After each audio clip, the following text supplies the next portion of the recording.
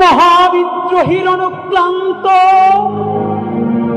আমি চিরবিদ্রোহী বীর বিশ্ব ছড়ায় উঠিয়াছি একা চির উন্নত মামসে।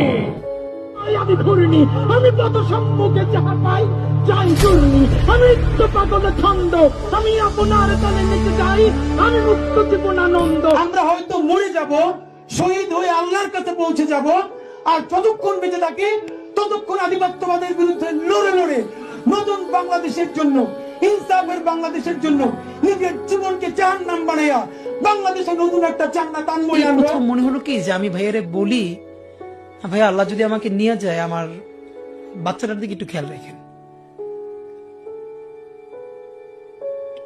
তো এই কথাটা আমি বলতে পারিনি।